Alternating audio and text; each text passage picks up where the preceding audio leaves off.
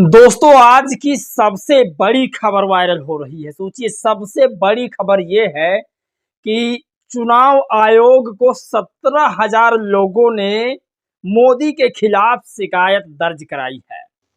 मोदी जी के खिलाफ 17,000 लोगों ने शिकायत की है। आप इस बात का कल्पना नहीं कर सकती कि इस तरह से पूरा देश बीजेपी के खिलाफ है, फिर भी बीजेपी कह रही है कि मैं 400 के पार जा रही हूं। अब क्या है उसके थीसिस, क्या है उसके जो है थिंक क्या है, I don't know, but BJP का कहना यही है कि 400 का पार इस बार बीजेपी हो रहा है। अब ईवीएम का खेला होगा या कुछ और, ये तो मैं नहीं जानता, लेकिन आज की जो बड़ी खबर है वो मैं आपको जरूर बताऊंगा।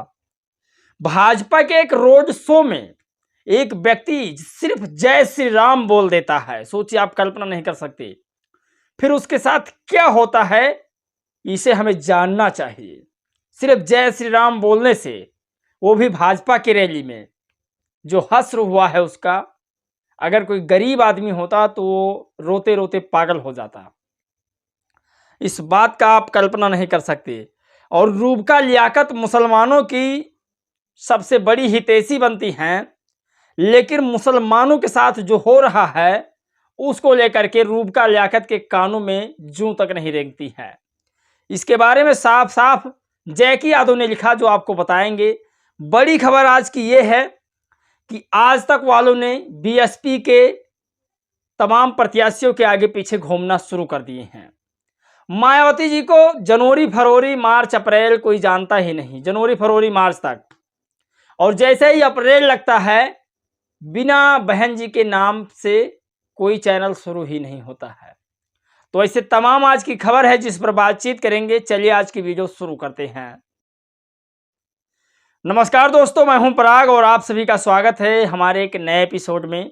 आज की वो तमाम बड़ी खबर हम आपको बताएंगे जो लगातार वायरल है। कुछ खबरों को ये टीवी अखबार दिखा रहा है और कुछ खबरों को ये टीवी अखबार नहीं दिखा रहा है।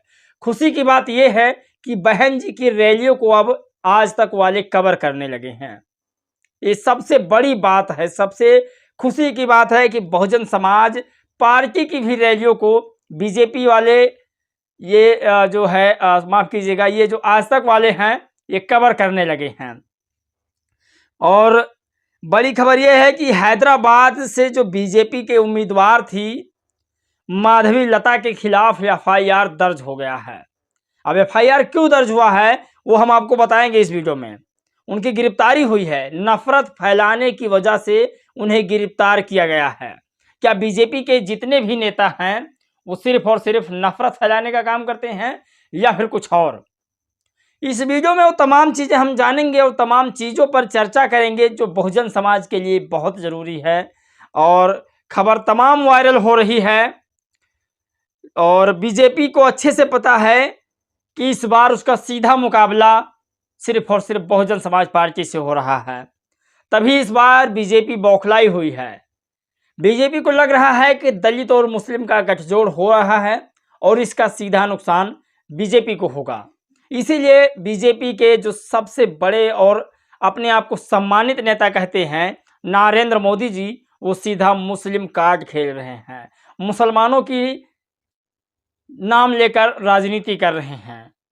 तो इसी के वजह से चुनाव आयोग को 17,000 लोगों ने नोटिस भेजा है कि मोदी के खिलाफ आप कार्रवाई कीजिए। सोचिए, एक तरफा कई सारे लोग, एक दो लोग नहीं, 17,000 लोग मोदी के खिलाफ धरना प्रदर्शन कर रहे हैं, प्रोटेस्ट कर रहे हैं। तो ये बड़ी खबर है आज की, और ये खबर लगातार टीवी पर नहीं दिखाई जाएगी। ये खबर जो आपको बता रहे हैं, ये खबर टीवी पर नहीं दिखाई जाएगी। राम मंदिर के नाम पर वोट मांगा जा रहा है, बीजेपी वाले मांग रहे हैं। इस बात की आप कल्पना नहीं कर सकते। राशन 5 किलो राशन देते हैं, जो गांव में 4 किलो राशन मिलता है, उसके नाम पर वोट मांगा जा रहा है। बहन जी ने साफ साफ कह दिया था कि ये जो राशन पे आप वोट मांगते हैं, ये राशन आपका नहीं, जनता के टैक्स से आता है और वो जनता के पास राशन के रूप में जाता है, तो इसमें आपका कोई योगदान नहीं है।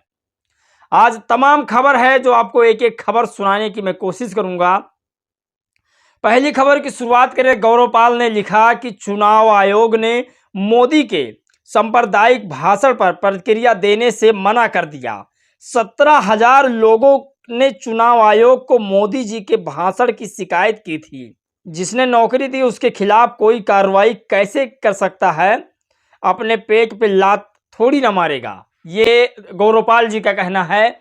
और चुनाव आयोग में जो भी अधिकारी हैं वो मोदी जी की ही देन है, ऐसा इनके एक्स पर लिखी पोस्ट से समझ में आता है। बड़ी खबर आज की ये है कि बीजेपी के रैली में एक व्यक्ति को भारी नुकसान हुआ है, सिर्फ जय श्री राम बोलने की वजह से। ये वीडियो आप लोग पहले देखिए। इस वीडियो में किस तरह से बताया गया है, उस व्यक्ति ने अपने स्वयं मुखारबिंदु से बातचीत कही है।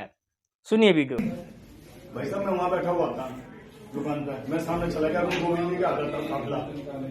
मैंने कही जय श्री राम, और जय श्री राम कह कर वहां भीड़ भाड़ थी काफी। जैसे ही मैं आया हाथ जोड़ कर तो देखा तो मैंने जो हाथ मुंह करा, पैसे सारे गायब, 1 रुपया नहीं। भाई साहब मैं वहीं गिर गया। कितने पैसे थे? 36,000 रुपये थे। तो दोस्तों देखा, 36,000 रुपए, 36,000। जैसे ही उसने जय श्री राम बोला, हाथ उठाया, नीचे से जेब कट गई। आप सोचिए, बाबा साहब को मैं यहां पर कोट करूंगा। बाबा साहब डॉक्टर भीमराव अंबेडकर ने कहा कि मैं हाथ में राखी नहीं बांधूंगा, यानी रक्षा नहीं बांधूंगा, फिर भी मैं करोड़ों बहनाओं के, करोड़ों औरतों का उद्धार कर दूंगा। और बाबा साहब डॉक्टर भीमराव अंबेडकर ने राखी नहीं बांधी हाथ में, रक्षाबंधन नहीं बांधा, लेकिन तमाम औरतों का उद्धार कर दिया। तो ये साफ जाहिर होता है कि अगर आपकी नियत सच्ची है तो चाहे आप जय श्री राम बोले और या फिर जय श्री राम ना बोले, आप जय श्री राम बोल कर यदि गलत काम कर रहे हैं तो शायद आपका जय श्री राम बोलना बेकार है। यदि आप जय श्री राम नहीं बोल रहे हैं और आप सच्चाई पे चल रहे हैं तो जय श्री राम से ज्यादा आप बड़ा काम कर रहे हैं। इस बात की पुष्टि हो गई। तो कुछ ये आज का विषय है, लेकिन बड़ी खबर आज हम आपको बताएंगे जो रूबका लियाकत जी को लेकर के है। दरअसल मुसलमानों की बड़ी हितैषी बनती हैं रूबका लियाकत। सच्चाई क्या है असल में, वो आप जरूर समझिए। देखिए, यादव ने अपने ट्विटर अकाउंट पर लिखा कि यह रूबका लियाकत हैं। उन्होंने चुनावी बांड घोटाले पर मोदी जी का बड़ा बचाव किया था। इन्होंने मेरा प्रधानमंत्री है कहकर विपक्ष के खिलाफ मोदी जी का बचाव किया था। इन्होंने मोदी जी के लिए बैटिंग करते हुए दूसरी पार्टियों से बिगड़ गई थी। मगर कल मोदी जी ने भारतीय मुसलमानों को घुसपैठे कहा था। रूबका जी खुद को गौरवान्वित मुस्लिम कहती हैं और वह भी उस घुसपैठियों की सूची में शामिल हैं। क्या वह अब भी मोदी जी की बचाव करेंगी या नहीं? सोचिए, ये बड़ी खबर है। मोदी जी ने ऐसे बेतुका भाषण दिया जिससे पूरा देश शर्मसार हो गया है। आप इस बात की कल्पना नहीं कर सकते। मैं फिर कह रहा हूं, इसी बयान को लेकर के चुनाव आयोग को 17,000 लोगों ने अपना विश्वास जताया, लेकिन चुनाव आयोग ने इस पर उफ तक नहीं बोला। तो कहीं ना कहीं पूरा देश डेमोक्रेसी को खत्म कर चुका है। मैं फिर कह रहा हूं, डेमोक्रेसी नाम की कोई चीज नहीं बची है। चुनाव आयोग कोई एक्शन नहीं ले रहा है, जबकि चुनाव आयोग को लोग भगवान मानते हैं। जब तक आचार संहिता रहता है तब तक आप कल्पना नहीं कर सकते इस बात को लेकर के। बड़ी खबर यह है, खुशी की खबर यह है कि बहुजनों का और बहुजन समाज पार्टी का वीडियो अब आज तक वाले भी अपने टीवी शो में चलाने लगे हैं। प्रदेश अध्यक्ष विश्वनाथ पाल से मुलाकात करते हैं, बातचीत करते हैं और ये कहते हैं कि बीएसपी ने मुसलमानों को अपना प्रत्याशी बनाकर बीजेपी की नींद उड़ा दी है। लेकिन लास्ट की एक और बड़ी खबर आपको बताऊंगा। बीजेपी के एक प्रत्याशी के ऊपर एफआईआर दर्ज हो गया है सांप्रदायिक दंगे कराने की वजह से। आप कल्पना नहीं कर सकते इस बात को लेकर। भक्तों, तुम्हारी दीदी की मुश्किलें बढ़ गई है, रोना चालू नहीं करेंगे। हैदराबाद से बीजेपी की उम्मीदवार माधवी लता के खिलाफ एफआईआर दर्ज हो गया है।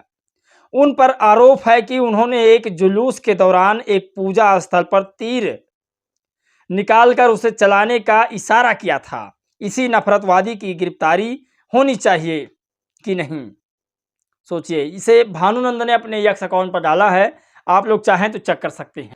लेकिन लास्ट की वो सबसे बड़ी खबर की हम बात करेंगे, जिसे बहुजन समाज को और सर्व समाज को सुनना चाहिए। सूरज कुमार बौद्ध ने इसे लिखा कि बीजेपी को अच्छे से पता है कि यूपी में उसकी सीधी लड़ाई बसपा से है। मुस्लिम समाज अगर बसपा के साथ जुड़ गया तो बीजेपी सभी सीटों पर हार जाएगी।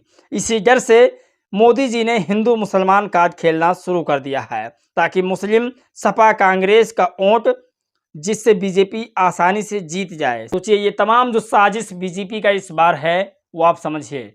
राम मंदिर काम नहीं आ रहा है बीजेपी को गल्ला वाला भी सीन नहीं याद आ रहा है। राशन जो फ्री दे रही है वो सब छोड़ के मुस्लिम और हिंदू की राजनीति कर रही है, क्योंकि उसे पता है इस बार क्या होने वाला है।